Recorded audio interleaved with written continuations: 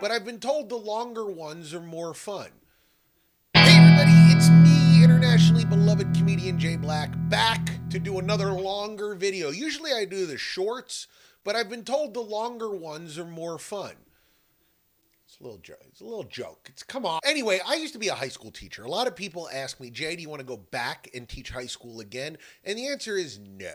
I used to love teaching, but did you hear the joke that I made earlier? I've been a comedian too long. If I tell that in a classroom, I will not only be fired, they would helicopter in a SWAT team to take me immediately out of the building and possibly off the planet. So I'm not going to go back to teaching, but I did want to use my platform here to teach you something you might not know. English used to have an informal and formal you. Like, you know how in Spanish you say usted to somebody who might be above you in social station, like your boss, or perhaps Bruce Springsteen, the boss. If you met him, you'd go, oh, great show that usted did. I mean, presumably you would do that in Spanish, but you would use the formal you because he's sort of above you on the social chain. Now, let's say you're hanging out with the boss, but you're little Stevie, his guitar player. You might use the word two, as in two did a good job singing on Born in the USA, which a lot of people think is a song about patriotism, but it's really about how America has let down the veterans. The point is, you have usted and tu, formal and informal. Well, English used to have that too back in olden times when everybody was either a king or Shakespeare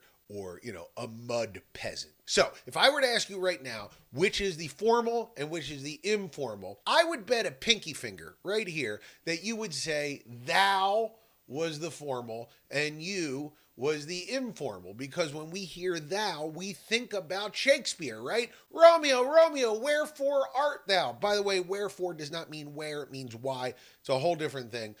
I'm getting off on a tangent, but it wasn't. Back in olden times, thou was the informal and you was the formal. So it makes sense that Juliet, who was wanting to see her Romeo, would use thou and not you. But because thou is kind of a foreign word to us here, it doesn't just feel formal. It feels super formal. Like you have to put on a tuxedo before you can even mention that word to people. When you use it, you use a fake accent, like thou art my friend. You make yourself sound ridiculous because it sounds so high above the normal way we talk, you have to sound ridiculous to even use it. But this has societal implication. Think about this. The only other time you see thou in regular usage today, besides Shakespeare, is the Bible.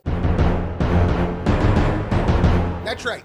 When we talk to God in the Bible, and when God talks to us in the Bible, he's not using you, he's using thee and thou, which means that when they translated the Bible, they translated it into God's relationship with us being informal. But because of the way we think of the word thou, if you're reading a King James version of the Bible, you don't just think of God as being above you, and we're using our fancy language. It's like super above you. He is like, well, he's in heaven. I mean, that's as high as you can get. So even if you don't believe in the Bible, the way the Bible is written makes humans think of God not as a friend to be in our life, but as someone way super high above us. He's not a buddy. He's not little Stevie's friend, Bruce. He's the boss. That little shift in language affects the Western world's perception of the Christian God. And that has implications beyond the purview of this little thing. Because this is just a little comedy thing. But it's an interesting comedy thing and something for you to think about as we move forward. If you like this, subscribe to it. It won't always be like heavy duty stuff like this. A lot of times it's just me thinking of something funny. Sometimes it's an essay. Sometimes it'll be a little tidbit, a little take home education. I just gave you a little take home education for free. So maybe subscribe, like, comment, send this to a friend. And if you're a linguist and I got any of that wrong, please tell me in the comments, but do so nicely and use words that I can understand.